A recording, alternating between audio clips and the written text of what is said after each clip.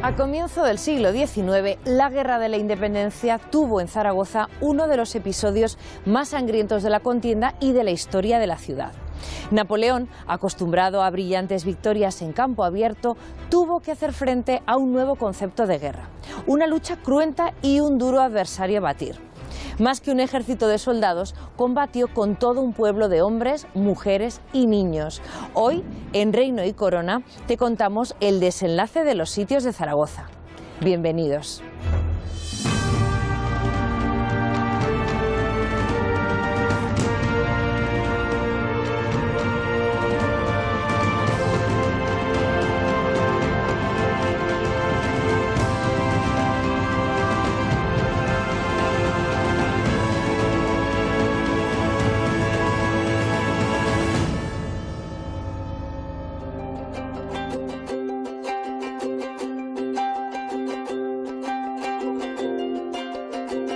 Hola, ¿qué tal? Hola. Bueno, el otro día empezamos a hablar en clase de la Guerra de la Independencia y de los sitios de Zaragoza. Vamos a continuar, en este caso con el segundo sitio que se produce en la ciudad, pero especialmente nos vamos a fijar en los héroes, en los ciudadanos que se enfrentaron al ejército más poderoso del mundo. Muchos nombres de estos héroes los hemos conservado en la ciudad de Zaragoza. En concreto, han servido para nombrar sus calles y sus plazas públicas. ¿Alguien sabría decirme alguno de estos héroes? Sí. ¿Quién, por ejemplo? Agustina de Aragón. Agustina de Aragón, una muy importante, pero ¿por qué fue famosa Agustina de Aragón? Porque disparó un cañón contra las tropas francesas. Así es, Agustina de Aragón, que llevaba provisiones a la batería del Portillo, al acercarse se da cuenta que muchos de los defensores han caído heridos. Así que lo que hace es encender un botafuego, disparar el cañón y asustar a los franceses. Además da coraje a sus compañeros que vienen a ayudarla y repelen el ataque.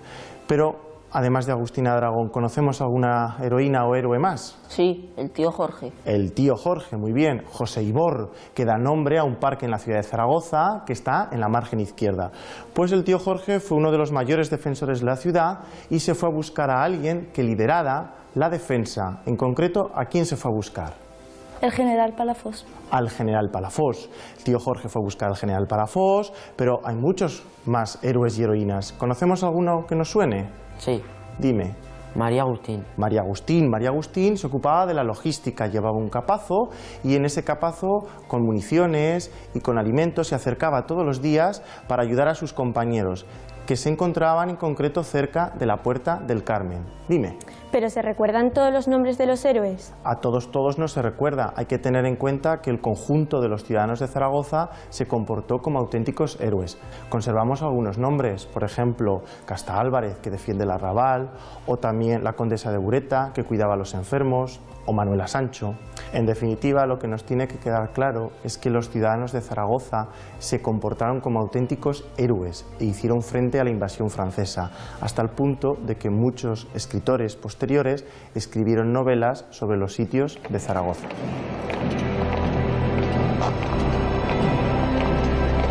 Izquierda.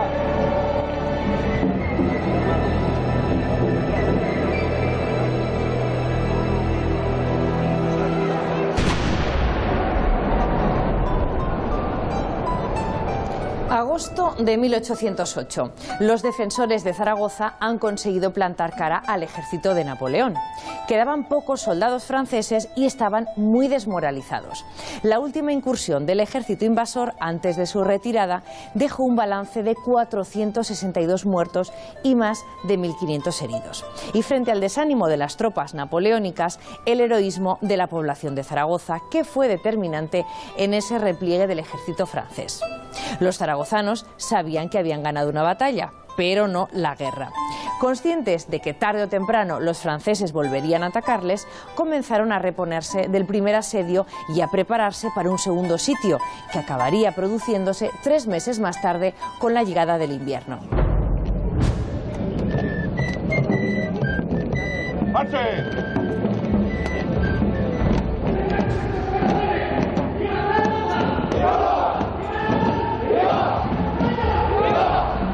El 15 de agosto de 1808 finalizaba lo que fue el primer asedio de la ciudad de Zaragoza. Los franceses lo dejaron precipitadamente y siempre se habla de que el primer asedio acabó un poco abruptamente y hay que achacarlo a una serie de causas. Las más claras, desde luego, son en la tradición histórica, en la victoria de Bailén, inopinadamente por los españoles, que hizo que los ejércitos franceses se retirasen, se replegasen al otro lado del Ebro, y sobre todo que el primer asedio en realidad no abarcó toda la ciudad, sino que siempre hubo una salida de escape por la carretera que entonces se llamaba de Barcelona.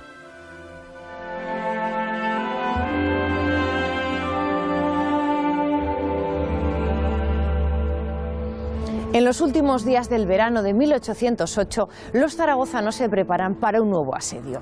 Se recuperan los cañones hundidos en el canal, se acondicionan las murallas, se fortifican los puentes sobre el Huerva, se refuerza la vigilancia del río Ebro y el arrabal se convierte en una ciudadela. Además, se adelanta la defensa, incluyendo edificios que habían sido abandonados, como los conventos de los agustinos descalzos o de los trinitarios y la Torre del Pino. De este modo, la ciudad es más fácil de proteger. En ese momento, las fuerzas españolas cuentan con unos 32.000 soldados. Además, se alistaron miles de paisanos voluntarios. En total sumaban unos 45.000 hombres y cientos de piezas de artillería. Pero el bando francés también se prepara para una nueva batalla. Sus fuerzas se reagrupan. En la margen izquierda del Ebro se establece el quinto cuerpo, compuesto por veteranos de Alemania. En la margen derecha, el tercer cuerpo, con veteranos del primer sitio. Entre infantería, jinetes y zapadores son en total unos 50.000 hombres. Además, cuentan con numerosos cañones y piezas ligeras de artillería.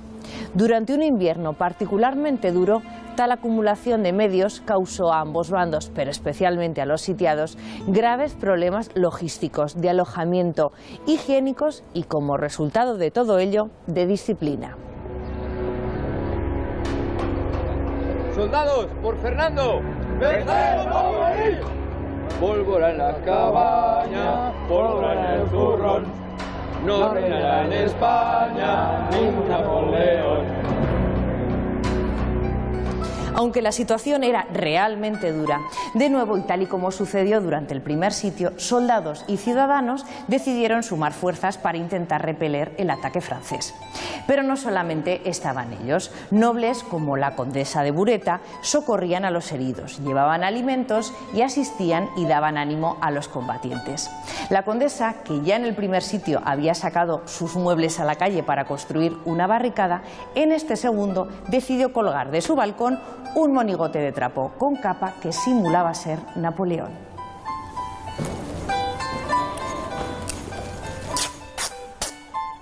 Válgame Dios, señora. ¿Otra vez levantada?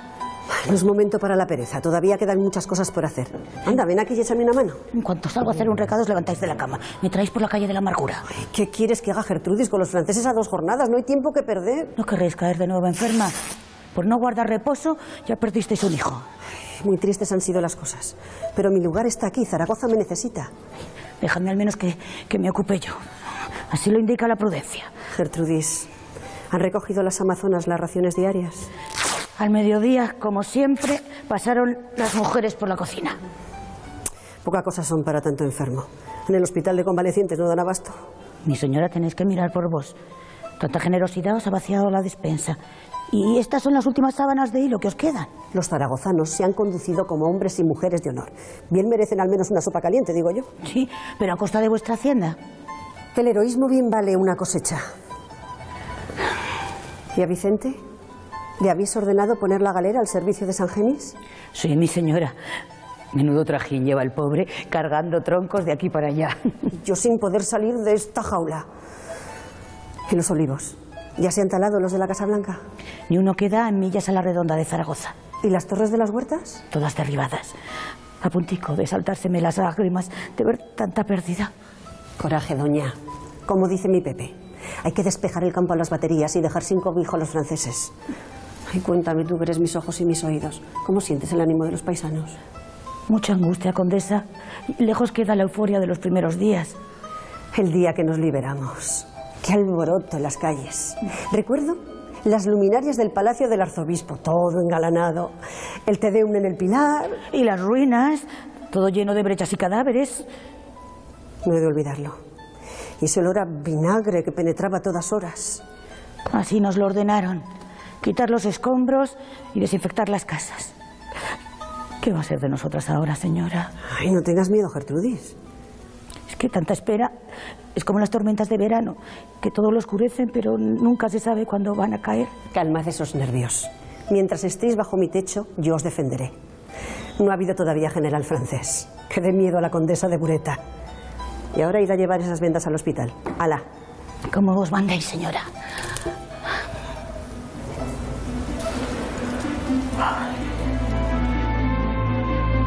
La segunda aproximación francesa a Zaragoza es absolutamente diferente a la primera. No es un general el que manda, son dos mariscales, no son unas tropas móviles, un asalto rápido, no. Son dos cuerpos de ejército, uno a cada lado del Ebro, con la intención de hacer un ataque en pinza y destruir a la primera. No fue así, sin embargo, pero ellos sabían que el riesgo era grande y, fíjense en este detalle, llegaron ante Zaragoza en noviembre, no asaltaron hasta diciembre. Ese mes estuvieron preparándose en la retaguardia, hospitales atrás, acantonamientos, depósitos de munición, se hicieron traer artillería pesada de Pamplona, estaban decididos a reventar y a la primera. Sin embargo, no fue así, no contaban con la resistencia y la determinación de este pueblo que cuando dice no es no. ¿Otra vez en pie, mi señora? Os lo ruego, volved a la cama. Déjate de remilgos y ven a echarme una mano. Venga, tenemos que coser 300 sacos. ¿300 sacos? Mi primo Pepe los necesita antes del amanecer. El general Palafox quiere 300 sacos. Así es, ha mandado recado con urgencia. Venga, remángate que no hay tiempo que perder. Pero señora, ¿no sería mejor que los cosierais en el lecho? Acostaos y yo os llevo unos cuantos al dormitorio. Te lo prometo, pero ayúdame a preparar estas arpilleras y me vuelvo a la cama. ¿Qué sucede, señora? ¿Hay noticias de las tropas francesas? Han llegado informes. El plan del emperador es inminente. Son de fiar esos informes. ¿Guardarás el secreto? Señora, ¿cuántos años llevo vuestro servicio? De sobra sabéis que soy ciega y muda con los secretos de esta casa. Me ha dicho Pepe que le ha escrito Josefa desde Pamplona. ¿Qué Josefa? Josefa Amari Borbón. Pero no se fue de Zaragoza porque no podía soportar tanta ruina y dolor. La Josefa, menuda es. Se fue a sus tierras de Pamplona para mantenernos informados de las intenciones de los franceses. ¿Y cuáles son? Pues que el plan del emperador es dejar a Zaragoza hecha un campo y de noche y de día no cesar el fuego. Virgencica del Pilar, más bombas. No va a quedar nada en pie. Toma, estira, a ver si resiste. Ruinas y más ruinas. Cuando acabe este sitio no va a quedar nada que pintar. ¿Por qué dices eso? ¿No lo sabéis, señora? ¿Qué tengo que saber? El pintor de su majestad que estuvo cogiendo apuntes de las ruinas para hacer unos cuadros. ¿Quién dices? ¿Juan Galvez? Y un tal Brambila, pintores de cámara. Petición cursó mi Pepe a la corte de su majestad Fernando para que dieran testimonio del valor demostrado por los zaragozanos. No, señora, yo digo don Francisco. ¿Don Francisco de Goya? El mismo. Ya lo dice mi hermana Pilar en sus cartas. Demasiados afrancesados en la corte de Madrid. Así que está tomando apuntes. Estuvo hace unos días, pero ya dejó la ciudad. ¿Qué dejó la ciudad? ¿Y quién si no? Después del primer sitio, el coraje se cobra un precio muy caro. No sé ni cómo aguantamos tantas angustias. Porque somos leones, Gertrudis. El águila imperial será nuestra presa. Ese Napoleón no sabe con quién se enfrenta. Bien. ¿No sería mejor que nos rindiéramos, señora? Jamás a ese canalla embustero de Napoleón le entre diarrea, le venga el muermo y luego un tabardillo sin que pueda darle debido tiempo para confesarse. Ay, tranquilizaos, señora, que aún andáis muy débil. Dejad que os acompañe a vuestra cama. No te preocupes que me valgo sola. Y ahora traed unos cuantos sacos para coser. No podemos fallar a Palafox. Como vos mandéis, señora. En el invierno de 1808, Zaragoza se ha visto duplicada su población y esto perjudica tanto para la alimentación como para la higiene y el orden de la propia ciudad. Aparece una enfermedad, una epidemia que es el tifus, que se propaga entre la población. Uno de los personajes afectados es el famoso tío Jorge, labrador del Arrabal, que fallece el día 15 de noviembre de 1808 y marca un poco el arranque de los fallecimientos por motivo de la epidemia de tifus. Estas cifras se van multiplicando de una manera extraordinaria hasta llegar al mes de febrero, que hay 600 muertos cada día por enfermos de tifus, al encontrarse mezclados dentro de los hospitales de la ciudad los enfermos de tifus con las bajas de heridos de guerra. No hay tiempo suficiente para poderlos atender, no hay ni hombres ni tiempo, y son depositados en las puertas de las iglesias, lo que hace extenderse todavía más rápidamente la enfermedad, la epidemia de tifus. Al final, el mariscal francés Lannes hace un informe por carta al emperador Napoleón de Francia, donde le informa que de los 54.000 muertos contabilizados a la toma de la ciudad de Zaragoza, 47.700 corresponden a fallecidos por la enfermedad del tifus, lo que representa el 88%, y solamente 6.000 son por bajas producidas por efectos de la guerra, el 12%.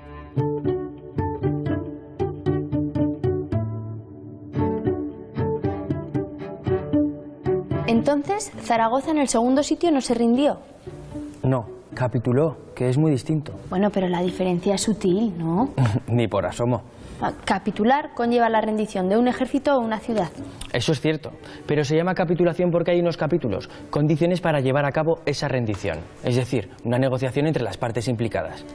Ya, claro, y si es una negociación será beneficiosa para todos, y así se evitan pérdidas en ambos lados. Toma, por algo se dice que eres la más lista de la clase. Mira, la capitulación es la rendición y entrega de unos territorios y sus posesiones a los vencedores, a cambio, eso sí, de una serie de puntos que se acuerdan entre los líderes de ambos bandos. Entonces, la rendición a secas significa falta de valentía y honor, por eso se usa solo como último recurso, o por miedo a la destrucción de los vencidos.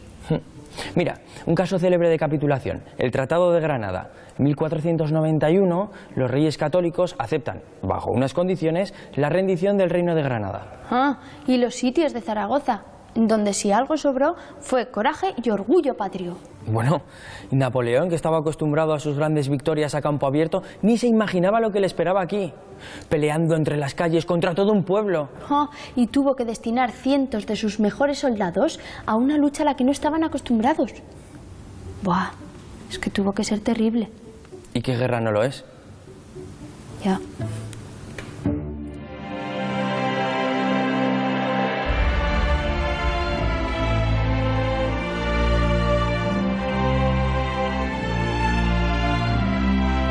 Desde la huida del ejército francés de las calles de la ciudad hasta el siguiente asalto pasaron algo más de 3 meses. El combate definitivo se produjo el 21 de diciembre de 1808. Los franceses atacan simultáneamente desde el Monte de Torrero y el Arrabal. La ciudad y Palafox repelen el ataque, provocando cientos de bajas en el ejército invasor. Ante este hecho, los franceses deciden someter a la ciudad por asedio, es decir, bloqueando ambas márgenes del río Ebro. Finalmente, los franceses entrarán en la ciudad volando el monasterio de Santa Engracia. Sin embargo, el progreso es muy lento. Los soldados franceses irán conquistando en una cruenta lucha cada centímetro de la ciudad. El combate se centrará ahora, más que nunca, en la conquista casa por casa. Los zaragozanos han convertido las calles del centro de la ciudad en un laberinto de trincheras y barricadas, lo que ocasiona al ejército invasor un gran número de bajas. Hoy en día, todas aquellas calles recuerdan la gesta. La calle del Doctor Palomar, la de la Mina, la del Asalto, la de la Reconquista o la del Heroísmo, una calle que los soldados franceses tardaron un mes en cruzar.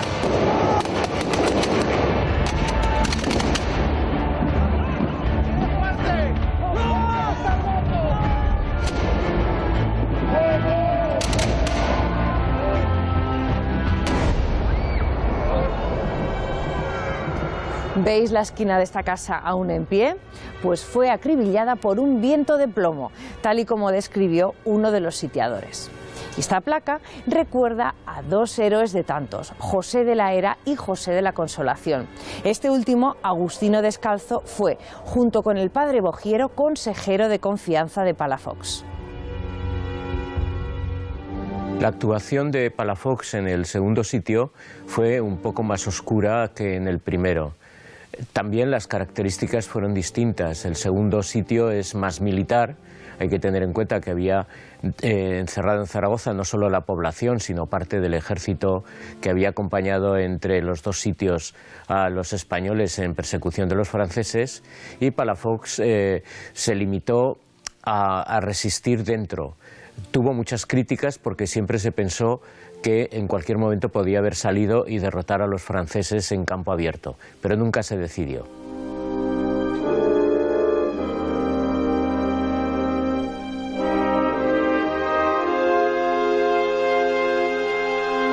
19 de febrero de 1809.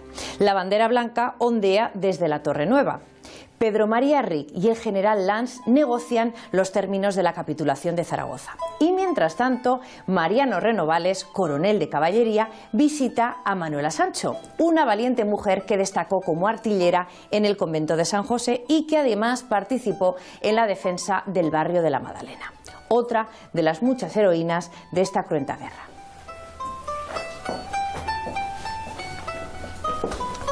¿Me permitís, Manuela? Benditos mis ojos, mi coronel. Pero adelante. No os levantéis, por favor. ¿Cómo os encontráis? ¿Han sanado sus heridas? Ay, pues sigo con fuertes dolores, pero ya empieza a cerrarse. No es poca cosa, Manuela. Soy hombre de guerra y he visto muchas heridas, y la suya fue de mayor riesgo. Le juro que cuando le vi con las manos sujetándose el vientre pensé que nunca más la volvería a ver. A la Virgen del Pilar, a ella le tenéis que dar gracias. A ella y a su valor, Manuela. Agradezco vuestras palabras, mi coronel, pero ¿lleváis la Gaceta de Zaragoza? Aquí os traigo un ejemplar. ¿De qué defensas da hoy noticia? Defensas y distinciones. Siéntese. Muchas y heroicas. Pues nada, adelante. Léame algo, que ya sabe que yo... Os leo una distinción que os agradará. Dicha mujer, que desde antes de romper el día hasta que anochece, no cesa de conducir pan, vino, aguardiente y otras frioleras, ni en los mayores apuros del ataque se ha desentendido de este servicio. Otra heroína. ¿Pero qué habría sido este sitio sin las mujeres? Se ha dedicado a la artillería, conduciendo cartuchos, piedras y canastas para el mortero, dando fuego por sí a los cañones y haciéndose con un fusil en la trinchera como una de tantos. La Agustina. Otra vez. Siempre en primera fila. Dejadme acabar, Manuela. Sin que se le haya conocido la menor mutación a pesar de haber caído muchos a su lado. Por todo ello, concedemos una pensión de media peseta diaria y la distinción de la cinta encarnada a doña... Casta Álvarez. ¡Qué heroína! Dejadme acabar. Y la distinción de la cinta encarnada a doña Manuela Sancho. ¿Ah? ¿A mí? ¡Ay, Virgen del Pilar! ¿Qué rumorizáis, Manuela? Habéis servido a la artillería como lo pudiera haberlo hecho el mejor de los hombres. Pero Os lo digo yo, que soy vuestro coronel. ¿Pero a qué tanta honor? A vuestra valentía en la defensa del fortín de San José. Mal presagio ese día. Amaneció neblinoso, ¿os acordáis? Hasta las 7 de la mañana duraron los cañones de artillería. Para esa hora vos ya habíais sido evacuada. Hicimos una salida después a la desesperada, llegamos a las trincheras francesas, pero poco pudo hacerse. No os culpéis, señor. Tuve que ordenar la evacuación, munición y armamento incluidos. Mi coronel, grande es el cariño y el afecto de vuestra tropa. ¿Sabéis lo que cantaba Pedrico escondido entre los parapetos? A una jotica. El que quiera saber lo que vale Renovales, que se lo pregunte a los franceses. ¡Qué bien sabe lo que vale!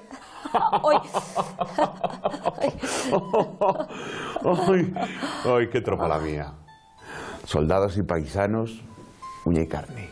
Y todos a una contra los franceses. Ya veo que no habéis perdido el ánimo. Voy a dar orden de que os traigan vuestra cinta encarnada. Voy a dar una voz a mi ayudante. ¡Francisco! ¡Francisco! No sé dónde se ha metido este zagal. ¡Francisco! Cuando se habla de la Virgen en Aragón y sobre todo en Zaragoza hay que ser muy cuidadoso porque se toca la entraña, se toca la emoción y en efecto el expolio del Pilar es un asunto delicado y difícil. Pero hay que hacer una aclaración. Las reparaciones de guerra, es decir, lo que el vencido debía reponer económicamente por las viudas generadas, los mutilados, el gasto de guerra, era aceptado y Zaragoza lo acepta. Y entonces, en principio, se vuelven los ojos hacia el cabildo, pues porque bueno, el dinero de la Virgen en principio no es de nadie. Sin embargo, hay que decir que el mariscal Lanz fue relativamente cuidadoso. Hizo inventario, eligió tasando unas cuantas joyas y cuando creyó que estaba compensado, ahí se decidió a tomar. es algo diferente a un expolio donde se revientan los cajones, se revientan los cerrojos. Aquí no fue así. Y en segundo lugar, habría que tener en cuenta también que Zaragoza había puesto seguramente a salvo la mayor parte de ese tesoro, con lo cual, sí, es cierto, la Virgen fue un poquito ofendida, hoy día todavía tenemos esa idea, pero seguramente con menos saña de lo que la palabra expolio pretende querer indicar. Aquí os entrego la cinta encarnada que os ha concedido el general Palafox. Iré al Pilar a entregársela a la Virgen. Estáis convaleciente. No he de estar yo aquí quieta mientras esta guerra siga. Ya habéis servido durante los sitios, ahora os toca descansar, Manuela. Descansar nada, aquí hay que seguir. Pero contadme, ¿qué pasó después de que yo cayese herida? Al cabo de 3 días, perdimos el reducto del Pilar y caímos a tiro de las líneas francesas. ¿Y de la Juliana? ¿Sabemos algo? De los 400 defensores solo quedaron 40, pero Juliana Larena se salvó. Uy, qué mujer la Juliana. ¿Os podéis creer que todos los días pasaba víveres y munición desde la puerta de Santa Engracia hasta el Fortín del Pilar, a campo abierto? Y no contenta con eso, tenía un oído tan fino que podía sentir las granadas. Y cogiéndolas a mano se las mandaba de nuevo a los franceses. Pero seguid contando. Bueno, a finales de enero llegó a Zaragoza la Hiena. ¿Y Mariscal Lanes? En persona, la mismísima mano derecha de Napoleón. Y ordenó el asedio al convento de San Agustín. ¿Y les hicimos frente? Por supuesto. Villacampa les plantó cara al frente del cuerpo de voluntarios de Huesca, pero todo fue en vano, porque les pillaron por sorpresa y les abrieron una brecha en la pared medianera. Claro, porque esperaban un asalto por la calle. Lucharon horas y horas, capilla a capilla. Finalmente unos pocos se trincheraron en la torre, pero todos cayeron. Ah, y desde ahí tomaron la Madalena y el Coso. Si es que en esta guerra se ha luchado casa a casa. Aguantamos lo que pudimos, pero el hambre, el hacinamiento y ahora también el tifus. Tanta penuria esta guerra. No hay salida, Manuela. Los muertos se amontonan en las calles y el propio Palafox yace moribundo en su lecho. Manuela, ya ondea la bandera blanca desde la Torre Nueva. La rendición jamás. No, rendición no, operación sí, no hay otro remedio. ¿No hemos luchado con honor? Pues lo defenderemos hasta el final. Por eso vamos a exigir dignidad para los zaragozanos. No me fío de los franceses. ¿Dónde vais? El Pilar sigue en pie, ¿no? Sí. ¿No estáis convaleciente? Dejadme pasar, que voy a rezar. Pero, Manuela, no podéis moveros, tenéis que descansar. ¿No hay que perder la fe? Sois terca hasta enferma, ¿eh? Dejadme al menos que os acompañe, aunque creo yo que poco puede hacer ya la Virgen. Cuida, Manuela. Anda, ayúdame. Ay, ven aquí. Por fin, en febrero de 1809, el segundo asedio de la ciudad llegaba a su fin. No hubo acuerdo respecto a si había que rendirse o no.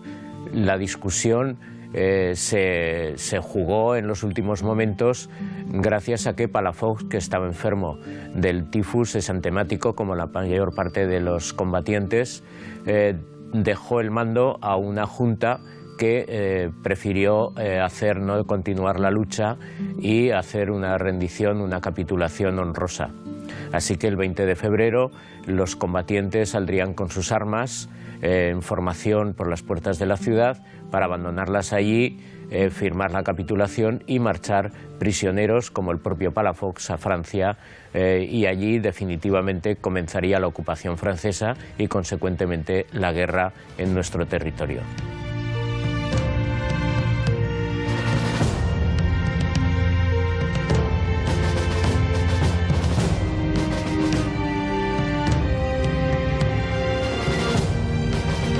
Por organizar compañías de escopeteros en el Puente de Piedra fueron asesinados a bayonetazos y arrojados sus restos al Ebro el padre Basilio Pogiero y Mosén Santiago Sas. Estos son solo algunos de los ciudadanos que hoy representan el coraje y el valor de un pueblo que se opuso con orgullo patriótico a ser conquistado. Héroes cuyos nombres encontramos hoy en calles, plazas y en monumentos como este Puente de Piedra.